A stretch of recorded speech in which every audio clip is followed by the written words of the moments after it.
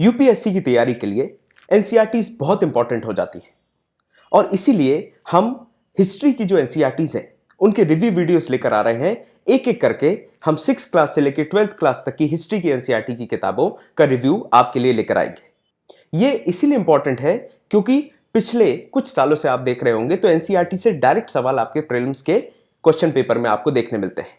8th class की NCERT में देखते हैं हम क्या क्या पढ़ने वाले हैं। ये एक तरीके का रिव्यू होने वाला है, पर आप इस रिव्यू से ये समझ जाएंगे कि आखिर इस किताब में क्या क्या इंपॉर्टेंट है और आपको किस तरीके से अप्रोच करना है। 7th क्लास की एनसीईआरटी का रिव्यू हमने देखा था और उसमें हमें पता चल गया था कि एनसीईआरटी के एंड तक अंग्रेज आ गए थे। अब हम इसमें पढ़ने वाले हैं सबसे पहले तो हाउ, व्हेन एंड वेयर। तो इसमें पहले तो हमें घटनाओं के बारे में पता लगाया जाएगा, घटना कहाँ पर हुई और कब हुई इसकी जानकारी मिलेगी। फिर उसके बाद जो टेरिटरीज जैसे कि कंपनी एस्टैब्लिश करती है अपने पावर को, ईस्ट इंडिया कंपनी आ जाती है, उसके बारे में पता चलता है। कंट्री साइड में रूलिंग्स कैसे होती थी इसके बारे में। फिर ट्राइबल्स जिनको जो डिकूस क्या थे इसके बारे में जानकारी मिलती है। आपको पता होगा जो ट्राइबल्स थे बाहर से जो भी लोग आते थे उनको डिकूस कहते थे, तो इसके बारे में पता चलता है। और उनका गोल्डन एज के प्रति क्या विजन था। पीपल रिबेल करते हैं उसके बारे में 1857 और उसके बाद की कहानी पता चलती है। अलग अलग पेशे जैसे कि लोहार जो है या फिर कपड़े बनाने वाले या फिर जो फैक्ट्री के मालिक हैं उनके बारे में जानकारी मिलती है। नेटिव्स और उसके बाद उनको एजुकेट कैसे करना है, एक नेशन को एजुकेट कैसे करना है उसकी जानकारी मिलती है। जो एजुकेशन पॉलिसीज थी उनके बारे में पता चलता है। महिलाओं की क्या स्थिति थी, जाति और जो रिफॉर्म्स जो बदलाव लाए गए उनके बारे में जानकारी मिलती है। नेशनल मूवमेंट जो 1870 से 1947 तक हुई है इसके बारे में जानकारी मिलती है। और फाइनली हम इंडिया आफ्टर इंडिपेंडेंस की भी जानकारी इसी किताब में देखेंगे। तो ओवरऑल पूरे अंग्रेजों की जो कहानी है उनके आने की और उनके आने से उनके जाने तक की वो आपको इस किताब में देखने मिलने वाली है।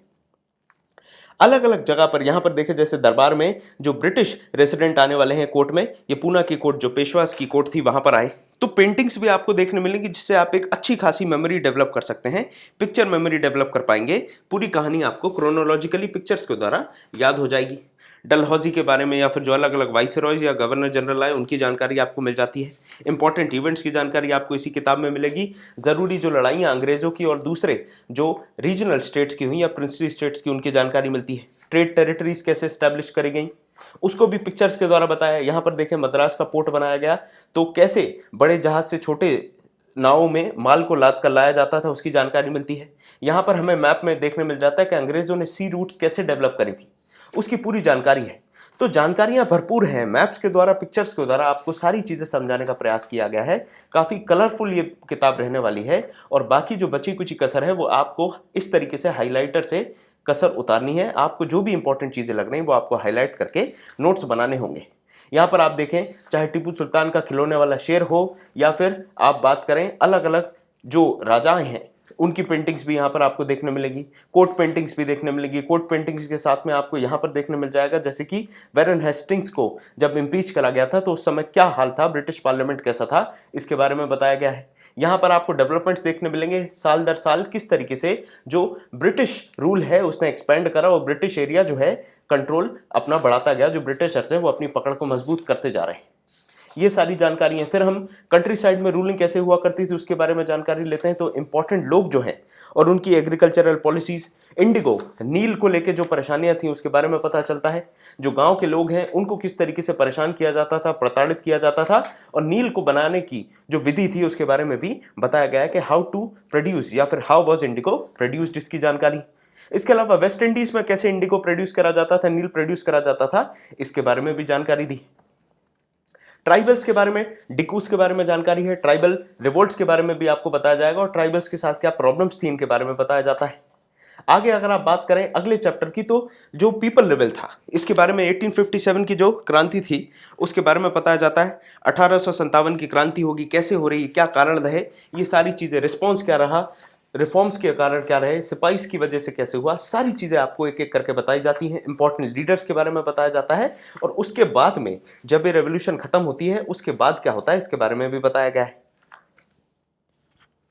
वीवर्स, स्मेल्टर्स और जो फैक्ट्री ओनर्स हैं उनके बारे में पूरी जानकारी भी यहाँ पर दी गई है। आप देखें इनके जो बिल्स हैं, परचेजिंग बिल्स वगैरह यहाँ दिए गए, किस तरीके से इतना सारा माल जो है वो इंडिया से मंगाया जाता था। कपड़े जो बहुत पॉपुलर थे, आपको पता है इंडिया का जो कपड़ा था जो मसलिन कहलाता था वो भी बहुत पॉपुलर था, वो भी यहीं से जाया करता था। तो ये पूरा बिल जो है ये उसी चीज़ का है।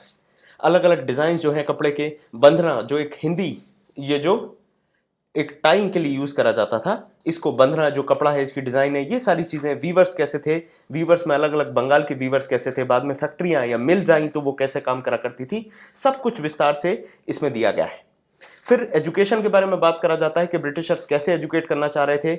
एक चाह रहे थे ओरिएंटलिस्ट फार्मूला हो, दूसरे चाह रहे थे एंग्लिसिस्ट फार्मूला हो, उसके बीच में विवाद, फिर एजुकेशन सिस्टम, ये पूरी जानकारी। हम इंपॉर्टेंट लीडर्स की भी बात करते हैं, हम गांधी जी की भी इसमें थोड़ी बहुत चर्चा करी गई है। महिलाओं की क्या स्थिति थी, सती प्रथा के बारे में बताया जाता है। यहाँ पर देखिए सती की एक पेंटिंग दिखाई है कि जब सती करते थे तो किस तरीके से हुआ करते थे, इसके बारे में हम कभी और विस्तार से चर्चा करेंगे। तो इब्ने बतूता ने भी अपनी किताब में बताया है कि सती प्रथा किस तरीके से हुआ करती थी, और जब वो सती होते हुए देख रहे थे किसी को तो वो देखते देखते बेहोश हो गए थे। इंपॉर्टेंट रिफॉर्मर्स की बात करेंगे, जैसे राजा राम मोहन रॉय की चर्चा की गई है, स्वामी दयानंद सरस्वती की भी इसी किताब में आपको विस्तार से चर्चा मिलने वाली है। तो इंपॉर्टेंट रिफॉर्म्स, चाहे आर्य समाज की बात करें, ब्रह्म समाज की बात करें, ये सारी चीज़ें आपको यहीं पर देखने मिलेंगी।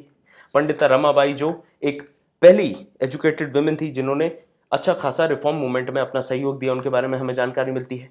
कास्ट किस तरीके से एक इंपॉर्टेंट रोल प्ले कर रही थी और उसको कैसे ही रिफॉर्म्स में लाया गया। जैसे आप बात करें श्री नारायण गुरु की बात करें, वो भी इसी किताब में आपको दिखाया गया है। उसके साथ में आपको ज्योतिबा राव फूले के बारे में भी जानकारी यहीं पर मिलने वाली है, जो कि एक बहुत ही पॉपुलर किताब गुलामगिरी लिखते हैं।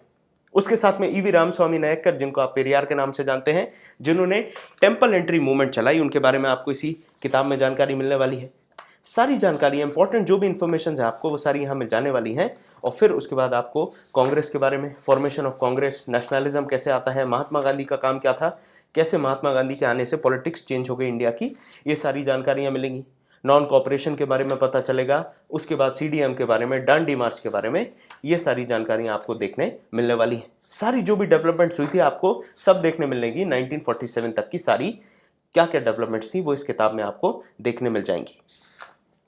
इसके बाद जो इंडिपेंडेंस के बाद जो भी मांगे थी, जो भी चैलेंजेस थे, उन सब के बारे में भी थोड़ी बहुत झलक दिखाई गई है कि 5 ईयर प्लान्स कैसे बनाए गए, डैम्स बनाए गए, फैक्ट्रीज बनाई गई। उसके बाद जो स्टेट्स हैं उनको लैंग्वेज के बेसिस पे डिवाइड करने के लिए मांग उठी, वो सारी जानकारी आपको इस पर्टिकुलर लास्ट चैप्टर में मिलने वाली है। और इसके बाद ही फाइनली एक ऐसे ओपन एंड पे ख़त्म कर दिया गया था किताब को, जिसमें बताया गया कि आज करंट स्थिति कैसी है, और नैम के बारे में जो नॉन अलाइन मूवमेंट है उसकी भी चर्चा इसी किताब में की गई थी। तो ये हमारा एक ओवरव्यू था, एक रिव्यू था 8th क्लास की एनसीईआरटी का, और हमें पता चल गया कि इस किताब में हमें क्या क्या सीखने मिलेगा। अगले रिव्यू में हम 9th क्लास की एनसीईआरटी की चर्चा करेंगे। तो इस सेशन में इतना ही, मिलते हैं आपसे अगले सेशन में। Thank you.